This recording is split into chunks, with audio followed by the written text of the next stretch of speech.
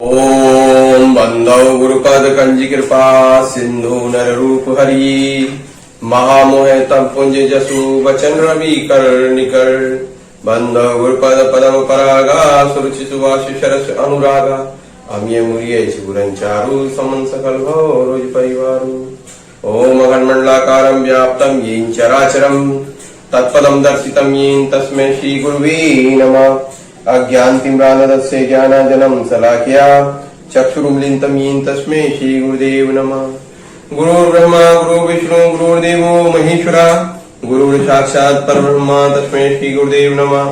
ध्यान मूलम गुरुर्मूर्ति पूजा मूलम गुरुपदम मंत्र मूलम गुरुर्वाक्यम मोक्ष मूलम गुरुर्कृपा नमामि श्री गुरुपाद पल्लवम स्मरामि श्री गुरुनाम निर्मलम पश्यामि श्री गुरुरूप सुंदरम श्रोमि श्री गुरु कीर्ति अद्भुतम श्री गुरुवे नमः श्री गुरुवे नमः।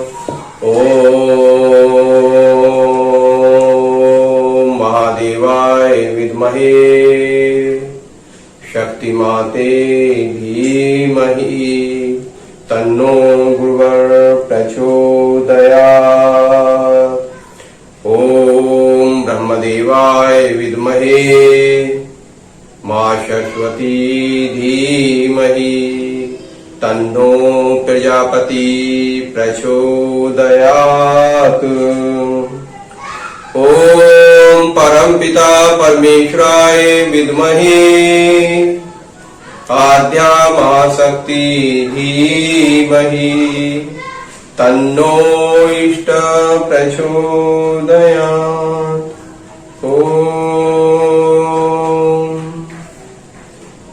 मनस्तु शतरूपायां तिस्रा कन्याश्च जज्ञरे आकुति देवहूतिश्च प्रसूतिरिति प्रसूता। स्वयंभू मनु के महारानी शतरूपा से प्रियवत उत्तानपाद दो पुत्रों के सवा 3 कन्याएं हुई थी, आकुति, देवहूति और प्रसूति।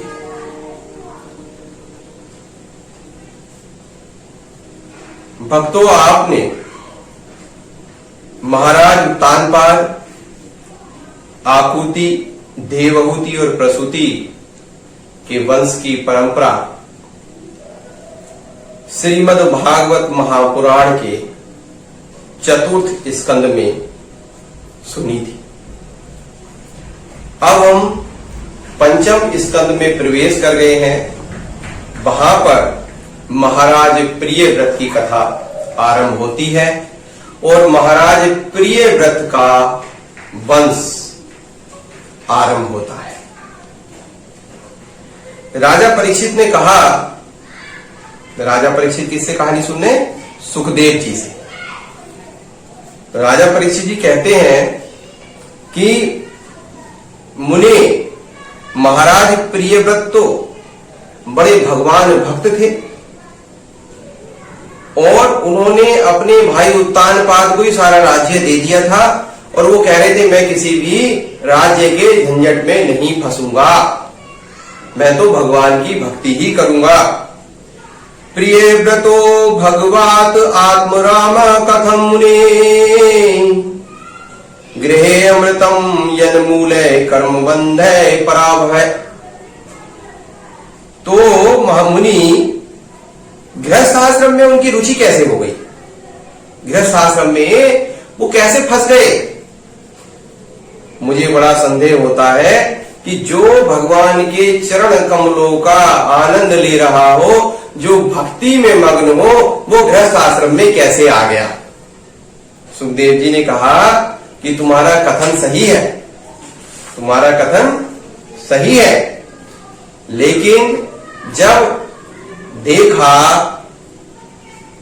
मनु महाराज ने मेरा एक बेटा तो केवल माला लेके बैठ गया और ध्यान ही किए जा रहा है, तप ही किए जा रहा है और गृहस्थ आश्रम में बिल्कुल प्रवेश नहीं किया है उसने, और वह जो है राज्य में भी कोई उसका इंटरेस्ट नहीं है, राज्य में भी उसका कोई रुचि नहीं है, तो उन्होंने जाके समझाया कि बेटा देखो, ब्रह्मा जी ने सृष्टि की जो रचना की है वो सृष्टि को तदंतर आगे बढ़ाने के लिए की है।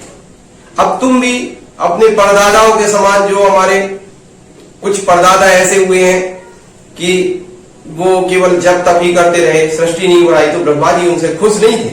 तो तुम ब्रह्मा जी को खुश करने का काम करो, सृष्टि बढ़ाने का काम करो। प्रियव्रत जी ने मना कर दिया। अब ब्रह्मा जी को तो हर समय ये लगा रहता है ना उनकी सृष्टि बढ़े, सृष्टि चले, क्योंकि सृष्टि करता है। अरे भाई, सृष्टि करता तो चाहेगा उसकी कृति बढ़ती रहे, अच्छी चलती रहे, सिस्टम चलता रहे। अब साक्षात स्वयंभू भगवान ब्रह्मा जी को तो यही रहता है कि उनकी गुण में प्रपंच की वृद्धि चलती रहे। जब उन्होंने देखा कि प्रियव्रत की वृत्ति ऐसी है तो वो खुद समझाने पहुंच गए। और जब वो चले तो जहां जहां से वे गुजरे, सारे देवी देवता, गंधर्व, साध्य, चारण, मुनिजनों ने उनका स्तवन किया। चंद्रमा ने उनकी पूजा की। ब्रह्मा जी के वाहन को, हंस को देखकर और ब्रह्मा जी को देखकर सारे देवी देवता साथ आए थे और ये देखने की प्रियव्रत तो बड़ा मजबूत है विचारों का, भगवान की भक्ति में लग गया है, ये गृहस्थ आश्रम में कैसे फंसेगा या गृहस्थ आश्रम में कैसे घुसेगा, ब्रह्मा जी कैसे उसे समझाएंगे। सब उपस्थित थे। प्रियव्रत उठ गए। प्रियव्रत ने कहा, पिताजी महाराज, परमपिता परमेश्वर महाराज को कोटि कोटि प्रणाम। जब उन्होंने प्रणाम किया तब ब्रह्मा जी ने कहा, बेटा मैं तुम्हें सत्य सिद्धांत की एक बात कहता हूं, सुनो। तुम्हें अपने श्री हरि के प्रति किसी प्रकार का दोष दृष्टि नहीं रखनी चाहिए। अब प्रियव्रत बोले, हे भगवान, हे परमपिता, मैं तो अपने परमपिता परमेश्वर जो भगवान विष्णु है उनकी भक्ति में लीन हूं, मैं तो कोई दोष दृष्टि नहीं रख रहा। बस हाँ, मैं आपकी गृहस्थी के चक्कर में नहीं फंसना चाह रहा, क्योंकि अगर मैं इसमें फंस गया तो इसमें कारण ये है कि स्त्री, पुत्र, पुत्री, पौत्र, पौत्री हो सकता है किसी संबंध में मैं अपने ध्यान भजन पूजा से हटकर इनके प्रपंच में फंस जाऊं। तब ब्रह्मा जी कहते हैं कि पुत्र, जिस प्रकार कोई समझदार व्यक्ति सोता है और सोने के बाद जागता है, जागने के बाद उसे स्वप्न का ख्याल तो रहता है, लेकिन वो कहता है वो स्वप्न था, खोया नहीं रहता। और कुछ तो इतने समझदार होते हैं, स्वप्न में भी समझ जाते हैं स्वप्न है। तो पुत्र, अगर तुम भगवान के सही भक्त हो तो गृहस्थी में भी तुम्हारी गृहस्थी कुछ बिगाड़ नहीं पाएगी, तुम्हारी भक्ति नहीं खराब होगी और सुदृढ़ होगी। कैसे?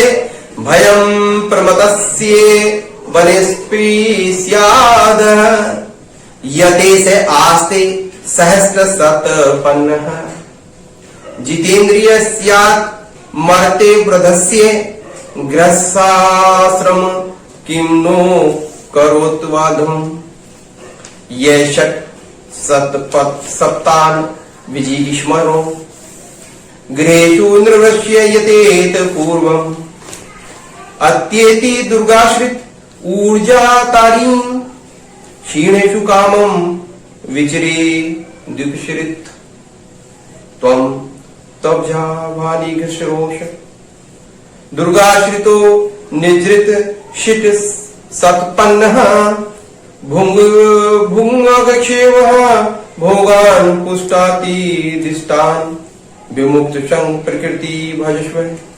जो पुरुष इंद्रियों के विषुभूत है वह वन वन में भी विचरण करता है, उसे जन्म जन्म का मृत्यु का भय बना रहेगा और वो भटकता रहेगा, कितना ही बड़ा तपस्वी हो। उसे स्त्री पुरुष, अगर स्त्री होगी तो उसे पुरुष का, पुरुष होगा तो वो स्त्री का, धन का, सुख का, ये सब इन चक्रों में फंसा रहेगा। क्योंकि बिना जीते हुए मन और इंद्रिय रूपी उसके 6 शत्रु कभी भी उसका पीछा नहीं छोड़ते। और जो बुद्धिमान पुरुष इंद्रियों को जीतकर अपनी आत्मा में रमण करता है उसका गृहस्थाश्रम भी कुछ नहीं बिगाड़ सकता। ब्रह्मा जी बता रहे, उन्होंने कहा इन 6 शत्रुओं को जिसको जीतने की इच्छा हो, पहले वह घर में रहकर उसका अत्यंत निरोध करते हुए उन्हें बस में करने का प्रयत्न करे। फिर किले में सुरक्षित रहकर लड़ने वाला राजा अपने प्रबल शत्रुओं को भी जीत लेता है।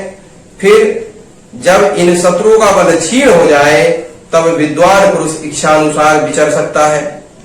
यद्यपि तुम कमल नाभ भगवान के चरण कमल की कली रूप कील के आश्रित रहकर इन 6 शत्रुओं को जीत चुके हो, तो भी पहले उन पुराण पुरुष द्वारा दिए हुए भोगों को भोगो। इसके बाद निसंग होकर अपने आत्म स्वरूप में स्थित हो जाना। यहां पर ब्रह्मा जी कहते हैं कि गृहस्थ आश्रम में रहोगे तो एक तो आपका जैसे एक किला होता है, अब उस किले में राजा सुरक्षित होकर जितना युद्ध कर सकता है उतना कोई कहीं और से नहीं कर सकता।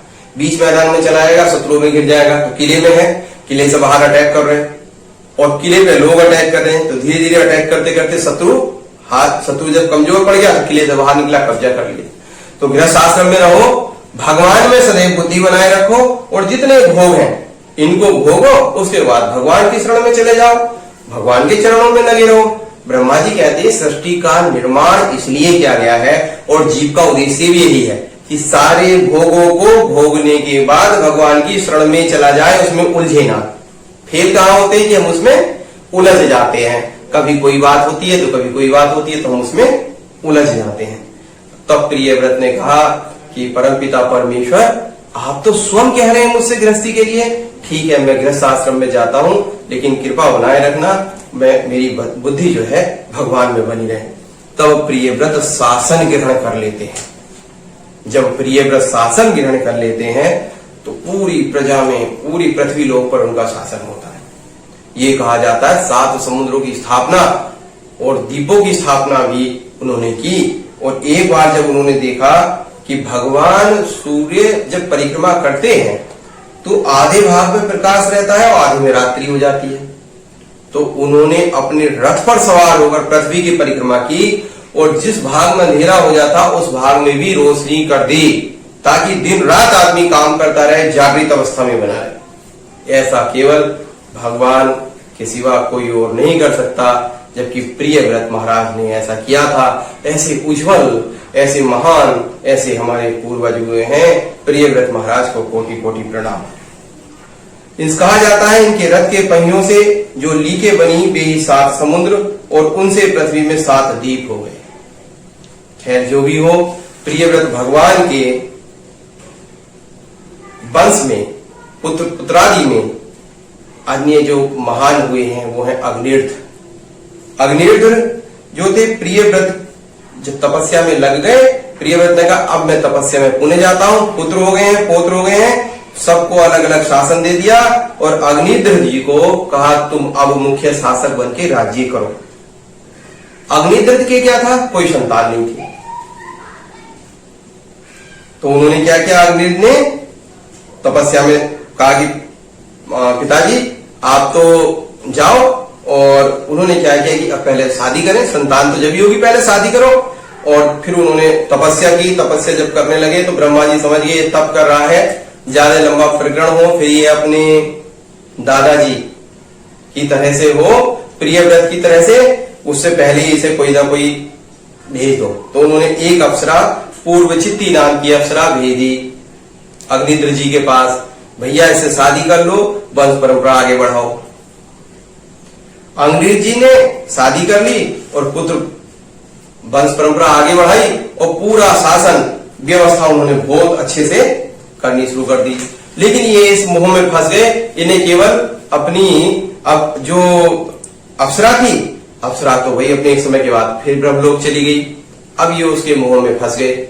लेकिन उनका तप इतना स्ट्रॉन्ग था कि ये कहां चले गए, ये फिर जो है पितृगणों के पास चले गए, पितृलोक चले गए, जहां पर वो अप्सरा को, मतलब जहां पर जो है वो सारे सुख प्राप्त होते रहते हैं, वो सुखों में अपने पितृलोक में जाके उन सुखों को प्राप्त करने लगे।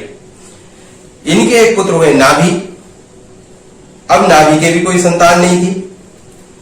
नाभि के जब कोई संतान नहीं थी तो इन नाभि ने कहा, पंडितों को बुलाया कि महाराज हमारी तो संतान ही नहीं हो रही। तो उन्होंने कहा कि हम एक काम करते हैं, आपकी पत्नी मेरू देवी हैं, और आग को साथ मिलाकर यज्ञ करते हैं। और ब्राह्मणों ने यज्ञ शुरू किया। उस समय के ब्राह्मण भी बड़े श्रेष्ठ होते। ब्राह्मण मीन्स ब्रह्मा का ज्ञान रखने वाले, ब्रह्मांड का ज्ञान रखने वाले ब्राह्मण। उन्होंने यज्ञ किया। परम पुरुष भगवान, परम पुराण भगवान विष्णु प्रकट हो गए। अब जब प्रकट हो गए तो पूछा, बोले मांगो भाई ब्राह्मणों, क्या मांगना है। सतयुग का समय था, एकदम नहीं होते थे, करोड़ों वर्षों का यज्ञ होता था, हजारों वर्षों का यज्ञ होता था जब यज्ञ करते थे। ऐसा नहीं कि एकदम यज्ञ किया फिल्मों की तरह से भगवान जी आ गए, बहुत तप करना पड़ता था। फिलहाल भगवान आ गए। भगवान क्यों आते हैं? भगवान अपने भक्तों को केवल ये दर्शन देने के लिए आते हैं ताकि उनकी भक्ति बनी रहे और उनका प्रेम बना रहे। अब पंडित जन सारे ब्राह्मण मिलके क्या कहते हैं कि हम आपसे एक बार मांगते हैं कि ठोकर खाने, छींकने, जम्भाई लेने, संकट आदि के समय, बीमारी के समय, मरणादि अवस्था में आपका स्मरण न हो सकने पर भी किसी प्रकार आपके सकल कलिमल विनाशक भक्त वत्सल दीन बंधु आदि गुण उद्धव नामों का उच्चारण हम कर सकें, ऐसा तो एक हमें वरदान दे दो। कोई सी भी परिस्थिति हो, भयंकर मृत्यु का काल हो, छींक आ रही है, खांसी आ रही है, जम्भाई ले रहे हैं। हमारे यहाँ कहा गया ना, हरिओम, जम्भाई आती हरिओम, सो के उठे हरिओम, और कहीं पैर फिसल गया हे राम कहते ना। गांधी जी को जब गोली लगी तो गांधी जी ने क्या बोला था? हे राम। कोई भी कष्ट हो, उस परम पिता परमेश्वर का नाम याद आ जाए, एक तो ऐसा वरदान दो। और दूसरा, जब कभी कभी ऐसा होता है कि एक बहुत धनवान व्यक्ति सामने आ जाए और हम क्या कहते हैं, भाई साहब हमारी गाय भूखी है, थोड़ा सा भूसा दे दो। तो प्रभु आप हमारे सामने आए हो, लेकिन हम अपने जो हमारे राजा हैं उसके लिए पुत्र का वरदान मांगना चाहते हैं। विष्णु जी बोले, बेटा पुत्र तो इसके जन्म में नहीं, बिल्कुल कहीं नहीं। 7 जन्मों 10 जन्मों तक भी पुत्र तो मैं, ब्रह्मा जी ने इसकी उसमें लिखा ही नहीं। अब एक काम करना पड़ेगा, मुझे खुद आना पड़ेगा। और विष्णु भगवान इनके यहाँ जन्म लेते हैं ऋषभ देव जी के रूप में। और ऋषभ का मतलब ही श्रेष्ठ होता है। ऋषभ देव जी के रूप में विष्णु भगवान ने जन्म ले लिया। अब देखो प्रियव्रत जी का ये चल रहा है वंश परंपरा। ऋषभ भगवान, क्योंकि खुद विष्णु भगवान के अवतार थे, खुद ऋषभ थे, उन्होंने महाराज नाभि ने जब देखा ये तो बहुत ही अच्छा पुत्र आ गया, साक्षात भगवान का अवतार है, मुझे खुद भी बताया, तो वो खुद जब तप में लगे और अपने का जो भगवान का लोक है, परम लोक है, गोलोक है, वहां चले गए कृष्ण भक्ति करके। अब क्या होता है, ऋषभ जी अजानव खंड, भारत को क्या कहते थे? अजानव खंड। पूरे में उन्होंने अपना पूरा गुरुकुल बना दिए, उन्होंने ग्राम बना दिए, ग्राम पंचायतें बना दी, अलग अलग तरह की व्यवस्था कर दी और पूरा सिस्टम बनाने के बाद उन्होंने अपने पुत्रों को बुलाया और बोले, देखो पुत्रों, इस मृत्यु लोक में मनुष्य शरीर दुख में विषय भोग प्राप्त करने के लिए नहीं दिया गया। ये भोग तो विष्ठा भोगी सूकर कुकर आदि भी करते हैं। इस शरीर से दिव्य तप करना चाहिए जिससे अंतःकरण शुद्ध हो, क्योंकि इसी से अनंत ब्रह्मा आनंद की प्राप्ति होती है तप से। देखो, शादी करके, विवाह करके और विवाह से पहले जो कुछ कर्म आम मानव करता है, वो सारे कर्म जीव जंतु कर रहे हैं। जीव जंतुओं के कर्मों में आपके कर्मों में ज्यादा अंतर नहीं है। तो आप क्या कर्म अलग कर सकते हो? तप। तो आपको तप करना चाहिए। दूसरा, आप कितना भी कर्म करो, कुछ भी करो, लेकिन मुझ वासुदेव में अगर आपकी प्रीति नहीं है तो देह बंधन नहीं छूट सकता। मुझ वासुदेव, इस परमपिता परमेश्वर भगवान में आपकी प्रीति होनी जरूरी है, प्रेम होना जरूरी है। देखो, स्त्री और पुरुष, पुरुष और स्त्री, ये जो है दाम्पत्य भाव है। जब ये एक दूसरे को धर्म की ओर ले जाते हैं, एक दूसरे को परमपिता परमेश्वर की ओर बढ़ने के लिए सहयोग करते हैं, तब ये स्वर्ग और परमपिता परमेश्वर के परम पद तक पहुंच सकते हैं। लेकिन जब इनमें कलह हो जाती है और जब ये मुंह में फंस जाते हैं और केवल सुख आदि की प्राप्ति के लिए स्त्री पर पुरुषों का और पुरुष पर स्त्रियों का गमन करने लगते हैं, तब इसकी बहुत दुर्गति होती है, नरक आदियों में इसको जाना पड़ता है। पुत्रों, संसार सागर में पार होने में कुशल, धैर्य, उद्यम, सत्व गुण विशिष्ट पुरुष को चाहिए कि वह सबके आत्मा और गुरु स्वरूप मुझ भगवान में भक्ति भाव रखने से, मेरे परायण रहने से, तृष्णा के त्याग से, सुख दुख आदि द्वंद्वों को सहने से जीवों को सभी योनियों में दुख ही उठाना पड़ता है, इस विचार से, तत्व जिज्ञासा से, तप से, सकाम कर्म के त्याग से मेरे लिए ही कर्म करे। जितने भी कर्म करे सोचिए मैं तो परमपिता परमेश्वर के लिए ही कर्म कर रहा हूं और मेरी कथा सुने, भगवान की कथा सुने। जैसे प्रिय भक्तों आप सुन रहे हो भागवत महापुराण।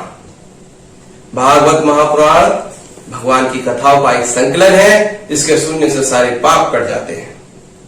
और मेरे भक्तों के संग से, यानी जैसे आप भक्तों का संग कर रहे हैं, वैराग्य से, वैर त्याग से, जब भी किसी से बैर हो और आपने बैर त्यागा नहीं तो वो बैर आपको नरक की ओर ले जाएगा। जल्दी से जल्दी बैर त्याग देना चाहिए, समता से और शांति का अनुभव करने से। घर आदि मेरे और मेरे भाव को ना लाने से, संयम रखने से प्रभु यह व्यक्ति मुझको प्राप्त कर लेता है, भगवान को प्राप्त कर लेता है, अपने जीवन को कामयाब बना लेता है, अपने जीवन का उद्देश्य सफल कर लेता है, अपने जीवन को सफल कर लेता है। तो जिसको भी मेरे लोक की इच्छा हो, जिसको भी परमपिता परमेश्वर के चरणों की इच्छा हो, वो क्या करे? वो क्या करे? परमपिता परमेश्वर की, जैसे परमपिता परमेश्वर है, इनके चरणों की इच्छा अगर आपको है तो आपको क्या करना है? सारे के सारे काम परमपिता परमेश्वर को सौंप देनी है। शांति का ध्यान रखना है, विरक्ति का ध्यान रखना है और वैराग्य रखना है, वैर त्याग देना, ये सबसे पहले करना है। और देखो तुम्हारे पास जो है, अगर वो ईश्वर ने दिया है और वो कुछ एक फल आया, आपको एक फल दिया गया, भगवान कहते हैं वो फल सड़ा हुआ है, तो अगर आप दूसरे के फल पे निगाह रख रहे हो या दूसरा फल पे निगाह रख रहे हो और उसे अनुचित तरीके से प्राप्त करते हो, क्योंकि आपका फल सड़ा हुआ है, तो वो भी आपको फलित नहीं होगा, वो भी नरकगामी ले जाएगा, वो भी आपके स्वाद को खराब करेगा, स्वास्थ्य को खराब करेगा। अगर आपने इसको उठा के साइड रख दिया, प्रभु जैसे तेरी इच्छा, आपका वो कर्म था वहां वो कट गया, अब आपको श्रेष्ठ कर्म मिलेगा, क्योंकि आपने श्रेष्ठ कर्म अब कर दिया। जो अब तक आपको मिला, जो आपने पहले किया था। मुझे एक संत की बात याद आती है, वो कह रहे थे कि जो आप चाहो वो आपको प्राप्त होगा। मैं भी आकर्षित हो गया, तो महाराज जी क्या बता रहे?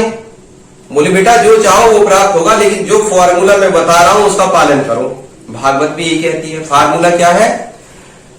कि जो आप सोचते हो प्राप्त करने का, उस दिशा में आप कर्म भी करेंगे, सोचेंगे भी, और निस्वार्थ भाव से परमपिता परमेश्वर से कहेंगे ठीक है। और जब तक वो तुम्हें प्राप्त नहीं होता, श्रद्धा पूरी उसमें रखेंगे, और जब वो प्राप्त हो जाएगा तब अगला गोल बनाइए। जैसे एक भक्त जाता है भगवान शंकर के मंदिर में, तो महाराज मुझे घर दे दो, उसको कुछ नहीं पता आएगा कैसे, 5 रुपए भी नहीं है, घर दे दो। लेकिन आप देखो कि कुछ सालों बाद उसे घर मिल जाता है। हमारे जीवन में खुद ऐसा हुआ है, जो चीज हमने सोची कुछ वर्षों बाद वो हमें मिल गई, क्योंकि उस पर सोचते रहे, करते रहे, सोचते रहे, करते रहे, और अपना बनता चला गया, कभी प्लान नहीं किया। कुछ ऐसी चीजें जो पहले सोची थी वो होनी शुरू हो गई। अब कैसे हुई? कि वो बीज है ना, जो आपने डाल दिया वो जितना स्ट्रोंग होगा, खाद पानी देते रहो उसे, जो उसके हिसाब से मतलब जो आपने करना है उसके हिसाब से जो अनुकूल चीजें हैं वो करते रहो और बनाए रहो व्यवस्था, और भगवान में श्रद्धा रखो, चलते रहो, वो तुम्हारे अनुकूल सब चीजें हो जाएंगी। मन में संशय अगर ये आ जाए कैसे होगा, आप नहीं कर पाओगे। अगर आपने ठान लिया करना है, ये होगा, हो सकता है, 100% संभव है, क्योंकि मुझे अपने परमपिता परमेश्वर में विश्वास है, जो करेंगे वो अच्छा करेंगे, ये नहीं करा तो इससे श्रेष्ठ करेंगे, आपको कोई नाकामयाब नहीं कर सकता। पहली चीज। दूसरी चीज, हमारे मन में जो बीज होते हैं पहले विचार के रूप में आते हैं और वो फिर कर्म के रूप में परिणित हो जाते हैं। एक भक्त की स्टोरी बता रहे, एक महिला थी, वो सदैव ये सोचती थी कि जो उसके घर में एक कुत्ता था और कुत्ते का से वो डरती थी, सोचती काट ना दे, और कई बार कुत्ते ने उसे काट लिया, कई बार कुत्ते ने उसे काट लिया। अब उसने निर्धारित कर लिया कि उस डॉगी को वो बाहर फेंक आएगी। अब वो डॉगी के साथ नहीं गई। जब वो डॉगी को छोड़ने गई तो पता चला कि वहां पे उसे एक अच्छे महात्मा मिल गए। उन्होंने कहा भाई क्या बात है? बोले किसी को नहीं काटता, ये मुझे काट लेता है। तो महात्मा जी ने धीरे से पूछा कि क्या तुम्हारे मन में सदैव ये आता है कि तुम्हें काटेगा? बोली हाँ, मेरे मन में सदैव ये आता है।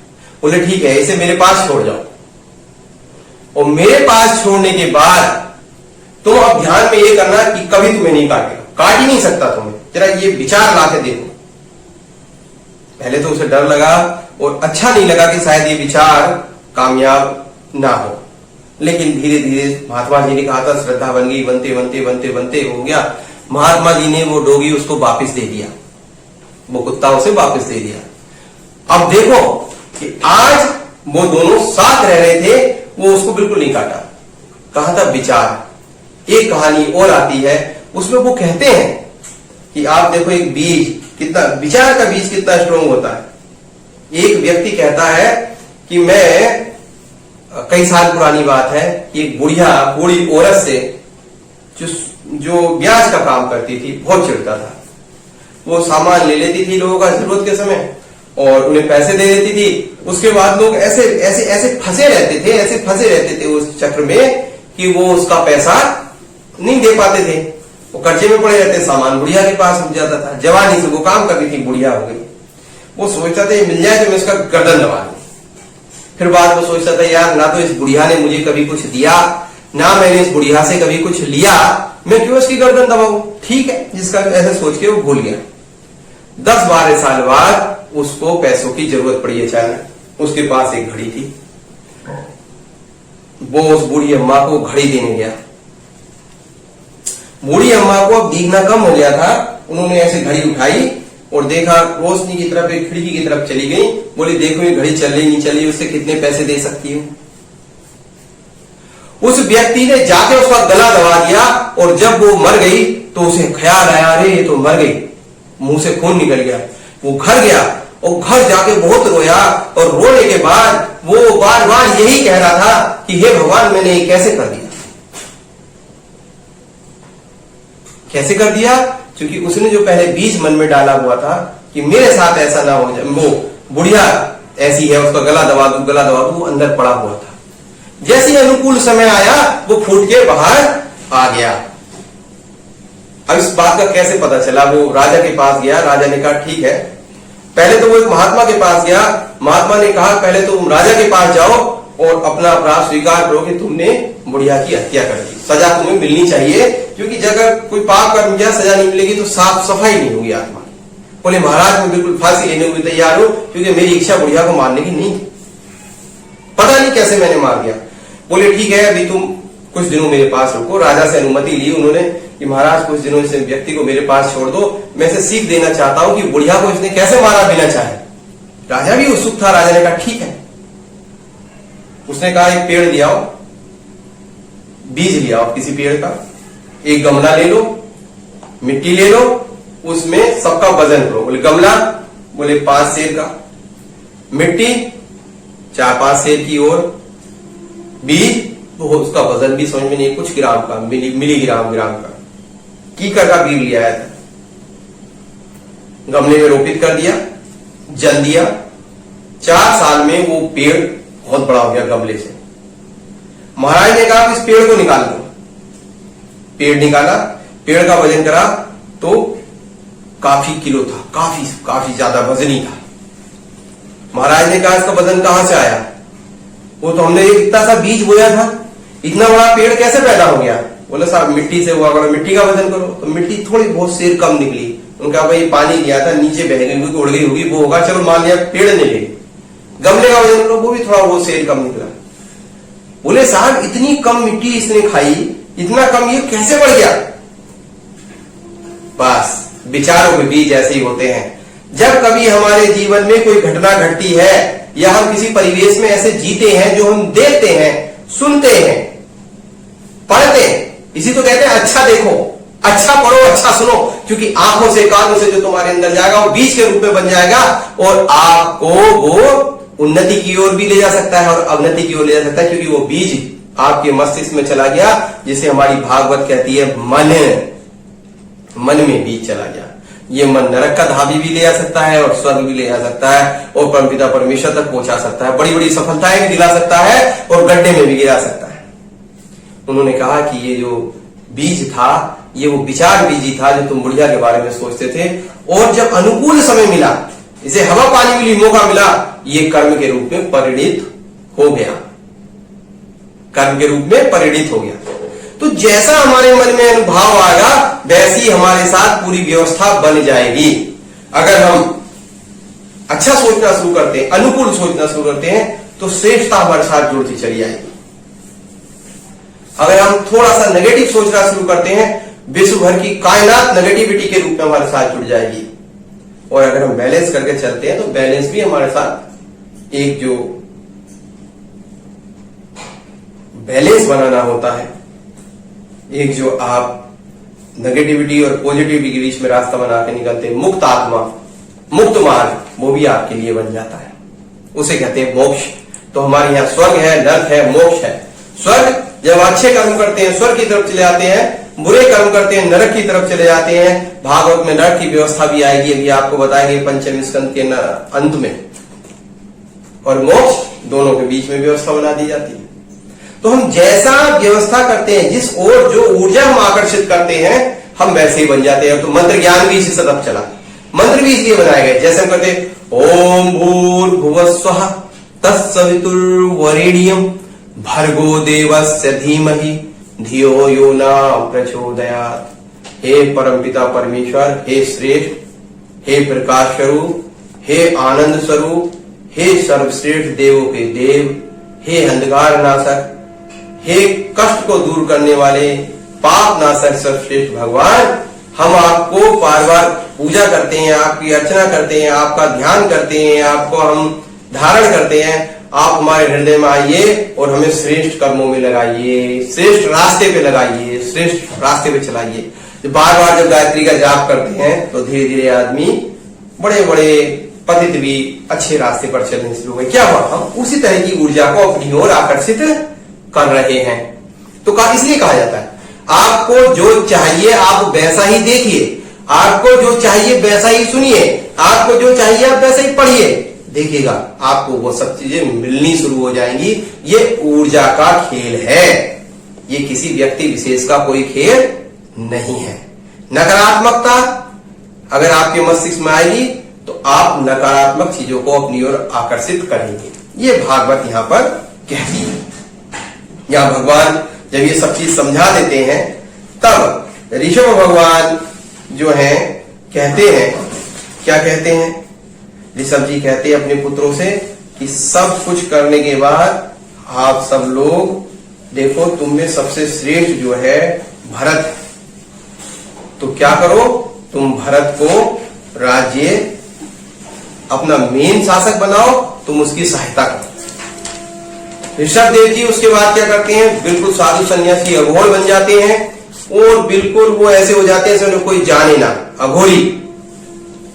वो इधर उधर ऐसे घूमते रहते हैं। यहाँ तक भी राज्य के लोग उन्हें नहीं पहचानते, उनके ऊपर पत्थर, कुछ कोई ईट, कोई उसमें ईट तो नहीं होती थी, पत्थर फेंकते थे, कोई लकड़ी फेंकता था, कोई कुछ फेंकता था, कोई तो बहुत गंदी हरकतें करता था। कितना हट्टा कट्टा है, घूम रहा है, पता नहीं ऐसे कैसे बोलते थे। लेकिन वो अपनी भगवान में अंदर खो गए। और एक बार क्या हुआ, एक जंगल में आग लगी, सारे जानवर भाग गए, लेकिन वो वहीं पर अपने आप को उन्होंने शरीर त्याग दिया, ऋषभ भगवान, क्योंकि वो भगवान विष्णु के अवतार थे। उन्हें पता है कि मुझे शरीर त्यागना है और मेरी इच्छा के बगैर शरीर त्यागा नहीं जाएगा। और अवधूत रूप भी दे गए, बोले कि भाई जब सब कुछ छोड़ दिया तो छोड़ दिया। वो चाहते तो राजा भरत के पिता थे, आराम से रह सकते थे। राजा भरत ने की शादी जो हुई, विवाह हुआ, विश्वरूप की कन्या पंचजनी से हुआ। इस वर्ष को, जिस वर्ष में हम रहते हैं, देश, इसका नाम पहले अजनाभ वर्ष था या अजनाभ खंड कहते थे। लेकिन जब राजा भरत ने इस पर शासन किया, तब से इस वर्ष का नाम, इस देश का नाम भारत वर्ष पड़ा। अतः जब आप भारत कहते हो देश को, तो ये आपका सनातनी नाम है। हिंदुस्तान नाम सनातनी नहीं है, भारत नाम सनातनी है। और भारतीय होने पर अपने आप को गर्व करना चाहिए कि हम ऐसी परंपरा से, ऐसे देश में हम रह रहे हैं जहां पर भगवान ने, परमपिता परमेश्वर ने कई बार अवतार दिया। तो ऋषभ भगवान को हम कोटि कोटि प्रणाम करते हैं। भरत भगवान, भरत ने बहुत अच्छा राज्य प्रशासन किया, बहुत, और उन्होंने पूरी व्यवस्थाएं और अच्छी व्यवस्था कर दी। भरत के शासन को आप इस तरह से समझ सकते हैं कि जब उन्होंने देखा कि अब मेरे पुत्रों ने सारी व्यवस्था बहुत अच्छे से संभाल ली है और इसमें कोई कहीं भी दुख नहीं है, कहीं भी अशांति नहीं है, पुत्र बहुत अच्छे से संभाल रहे हैं, तो उन्होंने कहा कि पुत्रों, जैसे पिताजी ने मुझे शासन दिया था, ऐसे ही मैं तुम्हें शासन दे रहा हूं।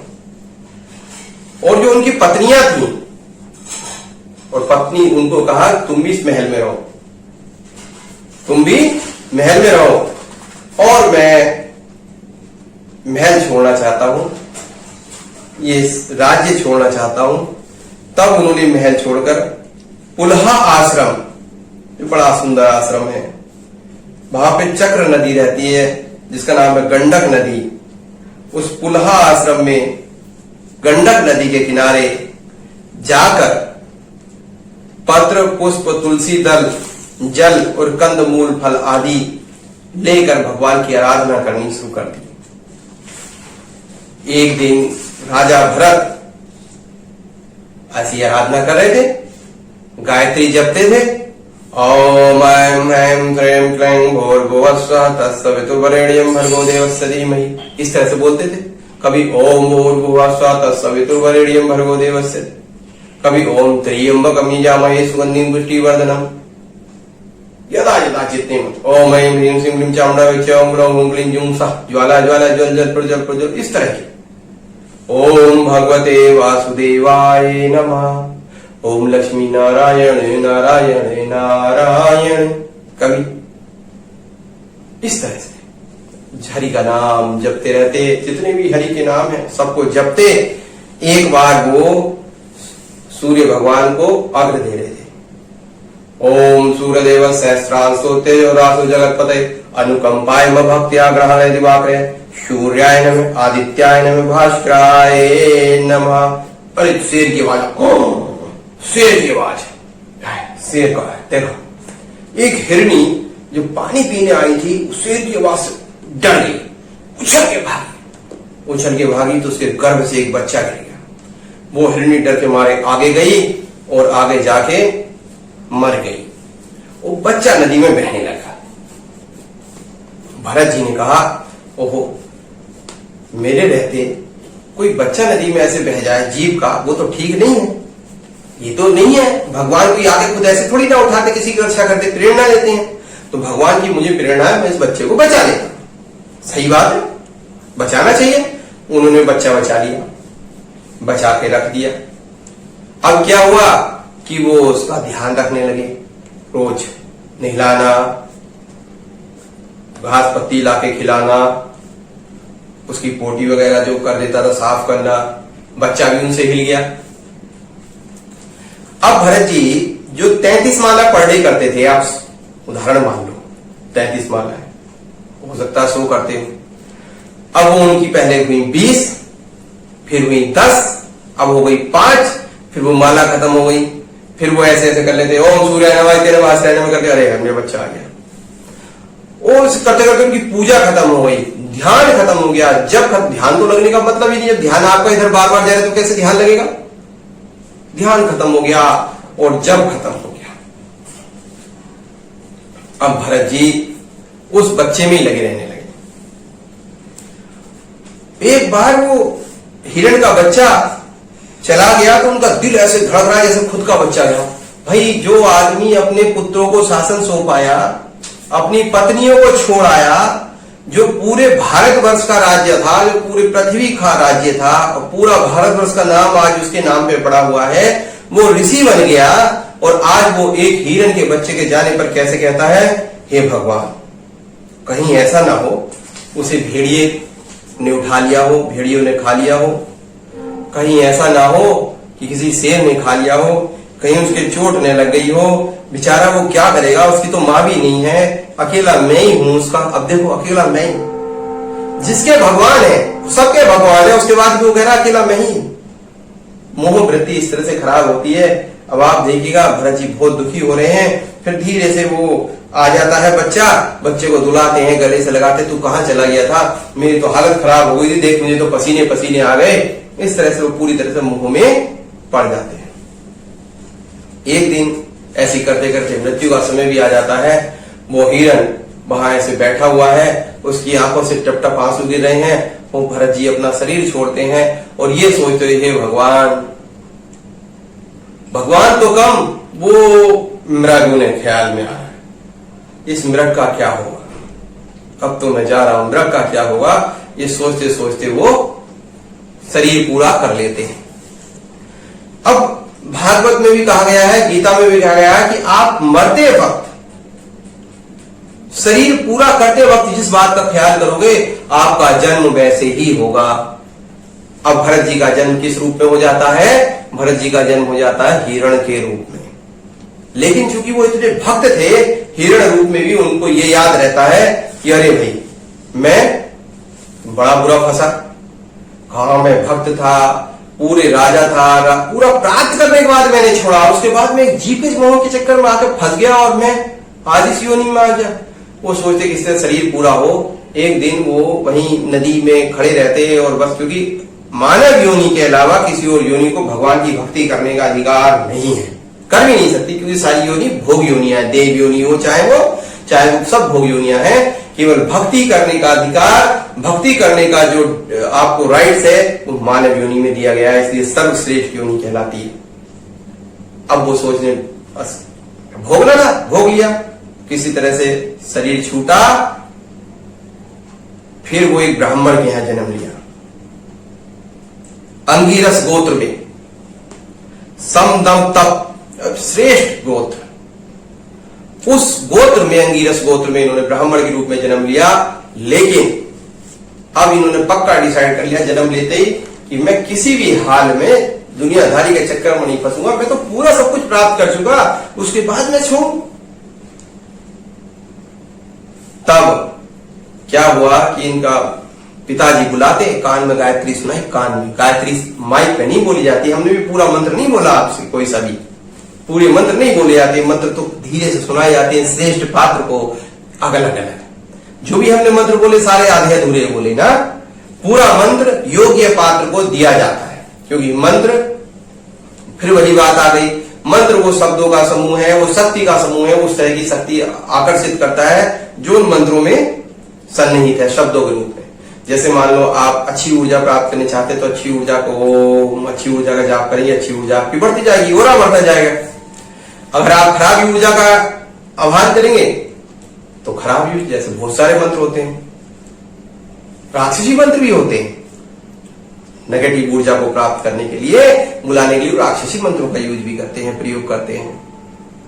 तो मंत्रों का प्रयोग जो होता है उस तरह की ऊर्जा को लेने के लिए होता है। तो गायत्री मंत्र को उनके कान में कहा गया, लेकिन वो तो ऐसे रहे जड़। अब इन ब्राह्मण के 2 पत्नियां थी, एक पत्नी से तो यही हुए थे भरत, बाकी से अलग भाई थे। अब जब ये ब्राह्मण पति पत्नी का शरीर पूरा हो गया, डांटते डबटते समझाते ही नहीं समझे, तो सौतेले भाइयों में रह गए।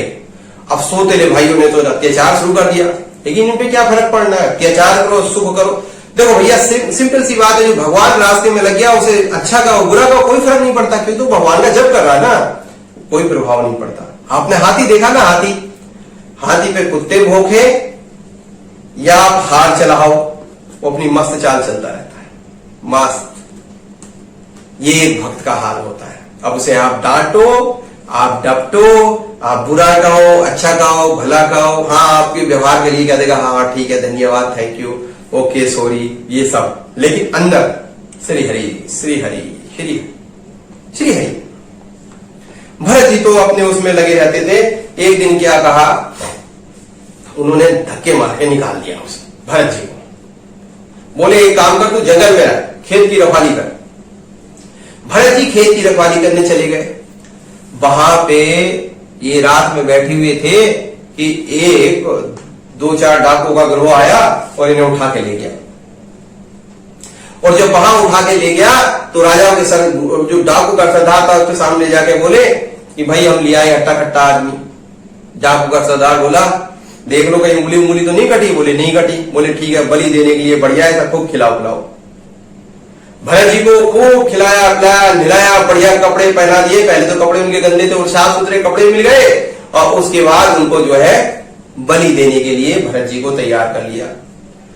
तो अब डाकू का सरदार बोला भाई तुम्हें डर नहीं लग रहा? बोले भाई मैं क्यों डरूं? बोले तू है कौन? कि जो तू है वो मैं हूं। अरे बोले मैं तो डाकू हूं। बोले डाकू तू नहीं है, तेरा शरीर। बोले तू पंडित दिखाई दे रहा है, तेरे जो ब्राह्मण है तेरे ये पड़ा हुआ है। तो कहते हैं नहीं, ब्राह्मण शरीर है, शरीर धर्म है, मैं ब्राह्मण तो नहीं। बोले कौन है? बोले मैं भी आत्मा हूं और तुम भी आत्मा हो। और मेरी समझ में नहीं आता, जो सबकी माता है वो आद्य महाशक्ति, वो शक्ति माता किसी की बलि से कैसे खुश हो सकती है? किसी की हत्या से किसी के शरीर को नुकसान पहुंचाने के बाद कैसे प्रसन्न हो सकती है? लेकिन तुम लोगों की इच्छा है तो लो, वो सिर रख देते हैं और जैसे ही ये तलवार उठाते हैं मां साक्षात मूर्ति से निकल आती है और उनका सबका संहार कर देती है। लेकिन जड़ भरत को उससे कोई खुश और दुख नहीं कि मां आ गई और जय माता दी बहुत खुश हो गए ना। प्रणाम किया, अपने रास्ते परम पिता परमेश्वर से जुड़े हुए। ये भक्त की निशानी है, ना दुख में ज्यादा दुखी होना, ना सुख में ज्यादा सुखी। जैसा माहौल वैसा बर्ताव, टिट फॉर टैट, बात खत्म, वही छोड़ दिया। ये भरत जी वहां से फिर निकल जाते हैं। यहां पे आता है कि जो भक्तों का नाश करना चाहते हैं, भक्तों को जो दुख देते हैं, उनका साथ परमपिता परमेश्वर बहुत शक्ति के साथ पेश आते हैं। भरत जी इसी तरह कहीं जा रहे थे और एक जगह बैठे हुए थे, तो एक राजा अपनी पालकी में बैठा हुआ जा रहा था। उसका नाम था रघुगण। अब वो पालकी में जा रहा था, उसने कहा उसके एक पालकीदार की तबीयत खराब हो गई। रघुगण ने कहा, ये सिंधु सोरवीर का राजा था। सिंधु सोरवीर नाम की जगह था, सिंधु सोवीर नाम का उस समय की जगह होगी, अब नाम नहीं है। सिंधु सोरवीर, सिंधु नदी किनारे रहने वाला। इक्षुमती उस समय नदी थी, वहां पर ये थे। तो अब ये उन्होंने कहा वो मोटा पहलवान सा दिख रहा है, उसे उठा लो। भाई राजा का क्या है, जो आदमी सब उसकी पिट जा, क्योंकि वो राजा है। तो राहुगण ने भरत जी को उठाया, उठाने का आदेश दिया। भरत जी ने कंधे पे पालकी रख ली। जब कंधे पे पालकी रख ली तो अब वो ये देखें बार बार कोई चींटी ना मर जाए, कोई चींटा ना मर जाए, तो उछल जाए। और जो उछले तो राहुगण का सिर लगा ऊपर बल्ली में। राहुगण लाल पीला हो गया। रावण बोला, पहले तो जैसे कटाक्ष कर देना, अरे यार, लगता है तुम बहुत मरियल इंसान हो। तुमने बहुत दिनों से कुछ खाया नहीं है, तुम्हारी सेहत बहुत खराब लग रही है, इसलिए तुमसे पालकी सही नहीं चल रही। भरत जी को कुछ लेना देना नहीं था। दूसरा जन्म, तीसरा जन्म जो है, चले जा रहे हैं, फिर कोई सीट आया, फिर उछले। अब राहुगढ़ को फिर गुस्सा आया, बोले मोटे भैंसे कटरे, तुझसे पालकी सही नहीं चलती, तमीज से चला। इन पे क्या फर्क पड़ना? नारायण हरि नारायण हरि नारायण हरि। एक चट आया, फिर कूदे, फिर राहुगढ़ का सिर धड़ाम ऊपर लगा। बोले रुको, पालकी नीचे रखो, पहले आज इसकी सुताई लगाता, उसकी खाल नोचता हूं।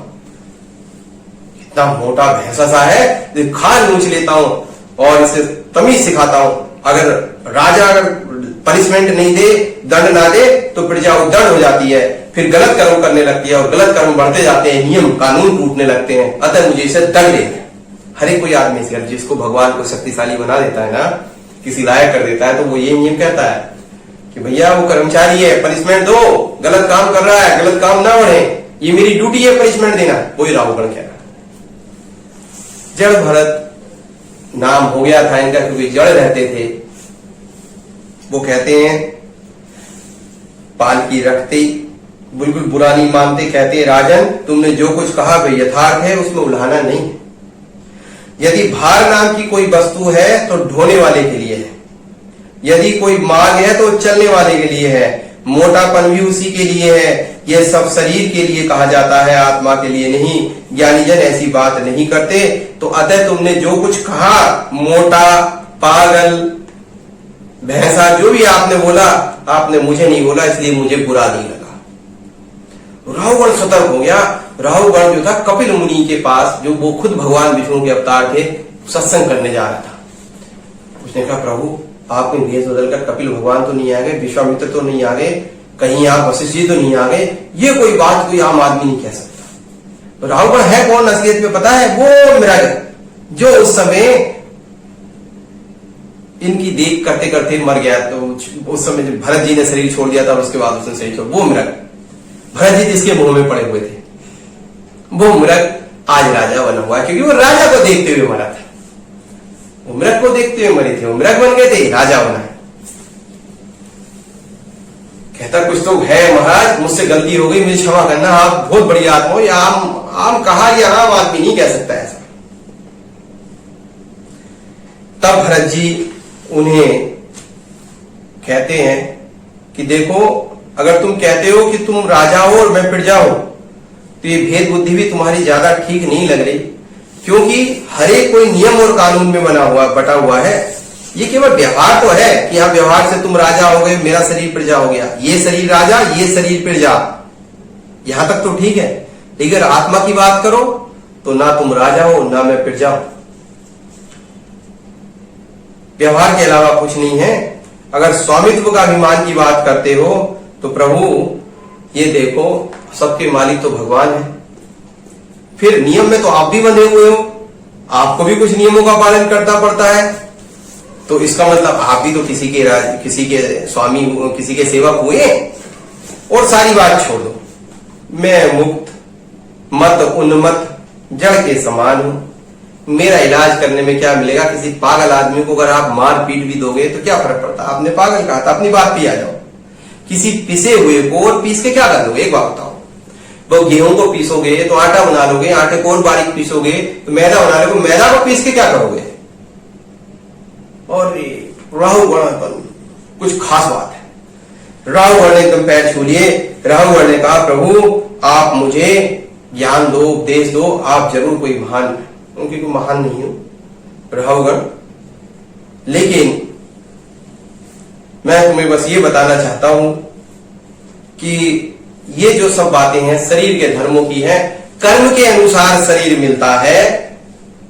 आपको कर्म के अनुसार राजा का शरीर मिला, मैं भी कभी राजा था, फिर मुझे कर्म के अनुसार मुझे हिरण का शरीर मिला, फिर मैं इस मानव शरीर में आया। उस मानव शरीर में आके मैं नहीं चाहता कहीं मेरा ध्यान हो कि मैं हरि भक्ति में लगा हुआ हूं, और तुम राजा बने हो कर्म के अनुसार। अब तुम्हारी इच्छा हो रही है वैसे करी, अब तक तुमने सारी मूर्खता ही है। दंड देने का काम तुम्हारा नहीं है, दंड देने का काम ईश्वर का है। इस राजा ने आपको राजा बनाया गया, तो ये नहीं कि आप ये सोच लो आप ही सारी कायनात चला रहे हो, आप ही सारा विश्व चला रहे हो, चला वो रहा है, आप तो निमित्त मात्र थे। आपको तो अपने आप को निमित्त समझना चाहिए था और इस ईश्वर का धन्यवाद करना था, उस परमपिता परमेश्वर का धन्यवाद करना था। यहां पर राजा राहुगण को भरत जी उपदेश देते हैं। उपदेश कहते हैं कि तुम ज्ञानी और जैसी बातें तो करते हो राहुगण, लेकिन तुम गाने वाली बात नहीं कर रहे हो। राहुगण कहता है सर आप एक बात बताओ, आप महान तो है ये तो मैं मानता हूं भरत जी से, आप ये कहते हो कि आत्मा है, मैं भी आत्मा तुम भी आत्मा, और मैं शरीर को दंड दूंगा, आत्मा को दंड नहीं पहुंचेगा, वो कैसे? तो आप एक बात बताओ, एक पतीली ली, उसमें दूध डाला, उसमें चावल डाले, नीचे आग जलाई। जब मैं आग जलाता हूं तो पतीली गर्म होती है, पतीली से दूध गर्म होता है, दूध से चावल बाहर से गर्म होता है, फिर बाद में चावल गर्म होता है, फिर खीर बन जाती है। तो यानी कि अगर शरीर पतीली है और चावल सूक्ष्म शरीर है और अंदर का हिस्सा आत्मा है, तो अगर मैं पतीली को गर्म कर रहा हूं तो चावल भी गर्म हो रहा है, अंदर का हिस्सा भी गर्म हो रहा है। तो जब मैं शरीर को टाइट करूंगा, शरीर की खाल उधेड़ूंगा, तो आत्मा को चोट क्यों नहीं पहुंचेगी? बात तो पते ही लगी ना तुम्हें। अगर मैं शरीर को चोट पहुंचाऊंगा तो आत्मा को क्यों नहीं पहुंचेगी? आप कह रहे हो आत्मा आत्मा आत्मा। कोई और होता किताब पढ़ने वाला तो चकरा गया होता, लेकिन भरत जी तो 3 जन्मों का तप किए हुए थे और प्रियव्रत जी और भगवान विष्णु के अवतार ऋषभ जी के पुत्र थे। उन्होंने कहा तू बाकी चालाकी होशियारी पढ़े लिखी वाली बात कर रहा, बड़ी बड़ी बात कर रहा, देख सुन, जितनी भी तूने तत्वों के नाम लिए सब में विकार है, विकार युक्त है, लेकिन आत्मा निर्विकार है, उसकी तुलना उधर की ही नहीं जा सकती। आत्मा एक ऊर्जा है जो साक्षी भाव से रहती है, उसमें उसकी कल्पना नहीं की जा सकती। मैं एक छोटी सी 10 मिनट की वीडियो, वो चूंकि पूर्ण बोर वीडियो होगी आप लोगों के लिए, लेकिन जो लोग सुनना चाहेंगे इस पे भरत के राजा भरत ने राहुगण को जो उपदेश दिया उसके उस पर पूरी एक बारीकी से बनाऊंगा। लेकिन इसका यहाँ एक छोटे छोटे उसमें कोटेशन में बस मैं इतना ही बता दूं, इतना समझा दूं, नट एंड सेल में जो मैंने पूरा इसका सारांश राहुगण के प्रश्न और भरत जी का समाधान और भरत जी ने किस तरह से राहुगण को समझाया, वो सब मैं आपको एक छोटी सी एक गद्यांश में, पद्यांश तो एक पद में को गद में परिवर्तित करके समझाना चाहूंगा। थोड़ा सा ध्यान देकर समझिएगा। वो ये कहते हैं कि आत्मा एक ऊर्जा है, शरीर एक यंत्र है, मन यानी कि मस्तिष्क वो एक हमारा सहारा है। तो शरीर में 5 इंद्रियां हैं, इनसे हम काम करते हैं। मन यानी कि मस्तिष्क संचालन करता है और आत्मा उसके पीछे बैठी हुई है। आत्मा का काम है बैलेंस बना के सब सिस्टम चलाना। अगर आत्मा स्ट्रोंग है, स्ट्रोंग कब होगी? जब स्ट्रोंगेस्ट से मिली होगी, परमपिता परमेश्वर से जुड़ी हुई है आत्मा, जुड़ेगी जब चल ध्यान। तो मन आपको अनुकूल परिस्थितियों की ओर ले जाएगा और अनुकूल परिस्थिति की ओर मन ले जाकर फायदा क्या मिलेगा आपको? आप जो चाहेंगे वो प्राप्त कर लेंगे, स्वर्ग और मोक्ष सब। और अगर आप वहां से जुड़े हुए नहीं है तो मन आपको अलग अलग या इंद्रियां, कुछ खा लो, कुछ पी लो, सो लो, ये सब ऐसे करके ये आनंद वो आनंद में झुका देगा और फिर ये धीरे धीरे शरीर समाप्त हो जाएगा और आप कहीं के नहीं रहोगे, पुरंजन की तरह। तो क्या करना है? इस मन को हथियार बनाना है, भगवान की तरफ लगाना है और आत्मा ऐसे अंतरात्मा होके ध्यान उधर हो और कर्म पृथ्वी पर सब करते चले जाओ, साक्षी भाव से। सुख में सुख नहीं और दुख में दुख नहीं। ठीक है, जो व्यवहार है रंगमंच पे करते। अच्छा एक बात, अगर आप ड्रामा करते हो, कहीं राम बनता है, कोई हनुमान बनता है, कोई कृष्ण बनता है, कोई कुछ बनता है, तो क्या बाद में वो उसको ऐसे सोचते हो कि मैं तो राम बन गया, मैं तो राम ही हो गया, मैं हनुमान ही हो गया? ड्रामे से होता है, फिर नॉर्मल हो जाते हो। तो ये पूरा एक ड्रामा है, इस ड्रामे को ढंग से करना होता है और फिर इसको मन में नहीं रखते। अगर आपने इस व्यवस्था को मन में रख लिया तो आपको नरक की ओर, कष्टों की ओर ले जाएगी, आपको कोई नहीं बचा सकता। बस यहां पर राहुगढ़ को वो ये समझाते हैं कि उसने कहा, राहुगढ़ ने, फिर प्रभु मैं कैसे ध्यान करूं? बोले बार बार ध्यान करने से, अभ्यास, जब रोज बैठ के ऐसे अभ्यास करोगे कि मैं एक आत्मा हूं, ये मेरा शरीर है, ये मेरी सारी 5 इंद्रियां हैं, मन मेरा छठा मन है, परम पिता परमेश्वर सर्वशक्तिमान ईश्वर है, उनकी कृपा हो रही है और मैं उनका ध्यान कर रहा हूं, मैं आत्मा। ये शरीर नश्वर है, आज ये प्रतिदिन बदल रहा है और एक ना एक दिन ये समाप्त होना है। हर जन्मदिन आपका मृत्यु दिन है, ये सोच के चलो, क्योंकि एक दिन आपका, आप जन्मे थे, दूसरा सत्य मृत्यु ही। जो व्यक्ति प्रतिदिन मृत्यु का ध्यान करता है, कुरान में भी लिखा है, वेद में भी लिखा है, सब जगह लिखा है, जो व्यक्ति प्रतिदिन मृत्यु का ध्यान करता है वो गलत काम करने से बचता है, खराब काम करने से बचता है। और देखिएगा, जब खराब कामों से बचोगे, दूसरों को कष्ट नहीं दोगे, तो आपको भी कष्ट नहीं होगा, आपका साधन भजन बनेगा। तो यहां पे नट एंड सेल में छोटी सी बात के रूप में भरत जी कहते हैं, लगातार अभ्यास के द्वारा, योग यानी जुड़ना, आत्मा को परमात्मा से जोड़ने के द्वारा, आत्मा को परमात्मा से जोड़ने के द्वारा। आत्मा डायरेक्ट नहीं जुड़ सकती, किसके थ्रू जुड़ेगी? मन के थ्रू। मन के साथ आत्मा जुड़ती है परमात्मा से। अगर मन नहीं होगा, ये मानव का मन नहीं होगा, मानव शरीर नहीं होगा, तो नहीं जुड़ सकते। इसलिए मानव शरीर दिया, मानव मन दिया, मस्तिष्क दिया, इसके थ्रू भगवान से जुड़ना है, परमपिता परमेश्वर से जुड़ना है, और सारे काम साक्षी भाव से करते जाना है, इसी में उद्धार है। माला ली, माला से जप किया, धीरे धीरे माला भी छूट गई, जप करके ध्यान करते रहे, फिर धीरे धीरे जप भी छूट गया, ध्यान रह गया, और ध्यान के बाद केवल ख्याल और ऊर्जा मिलना, बर्बाद हो गई। ये ध्यान, ये भरत जी राहुगढ़ को सिखाते हैं। अब श्रीमद् भागवत में जब भरत जी राहुगढ़ को सिखाते तो राहुगढ़ फिर वहीं से उन्मुक्त होकर केवल भक्ति में लग जाते हैं। और आगे आती है भरत के वंश की परंपरा। हम आपको जो आगे थोड़ा थोड़ा बताएंगे, महाराज भरत के वंश की क्या परंपरा थी। फिर भुवन कोशों का वर्णन है इसमें। भुवन कोश के बाद गंगा जी का विवरण और भगवान शंकर कृत शंकरषण देव की स्तुति आएगी। इसके बाद क्या आएगा, हम थोड़ा थोड़ा आपको भागवत में बता दें। आगे जो आएगा, थोड़ी सी वीडियो लंबी है लेकिन आपके लिए फायदेमंद रहेगी, लाभकारी रहेगी। फिर इसके बाद आएगा आपका अध्याय दीपों तथा लोक पर्वतों का वर्णन है। अलग अलग द्वीप हैं, अलग अलग लोक हैं, पर्वत हैं, उनका वर्णन भागवत में किया गया है। उसके बाद विभिन्न ग्रहों और स्थिति और उनकी चालों का वर्णन भागवत में किया गया है। उसके बाद शिशुमार्ग चक्र का वर्णन किया गया है और शिशुमार्ग चक्र के बाद राहु आदि की स्थिति, अतलादि और निचले लोकों का वर्णन भी इसमें किया गया है भागवत में के 5वें स्कंद में।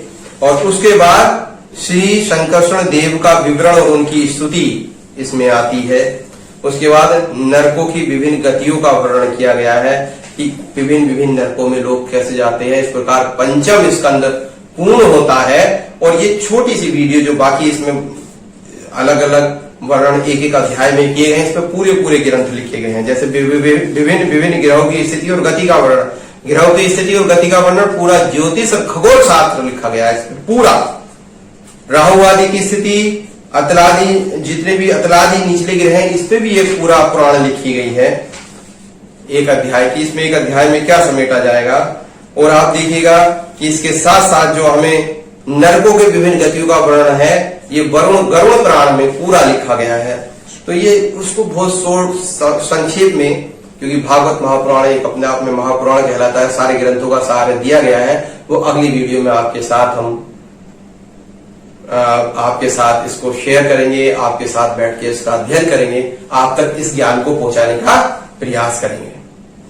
तब तक के लिए मैं इस वीडियो को समाप्ति की ओर ले जाता हूं और आपसे इस वीडियो को देखने के लिए बारंबार धन्यवाद मेरी तरफ से। आपको बहुत बहुत आशीष। परमपिता परमेश्वर आपकी सद्बुद्धि बनाए रखे और आपको भागवत में इसी प्रकार रुचि बनाए रखे और आपकी सभी मनोकामना पूर्ण हो, आप उन्नति को प्राप्त हो। और ये आप ही नहीं, हम सब जो परमपिता परमेश्वर से जुड़े हुए हैं, भगवान की हम सब पर ऐसी कृपा हो, मैं बारंबार यही प्रार्थना करता हूं। ओम नमो भगवते वासुदेवाय।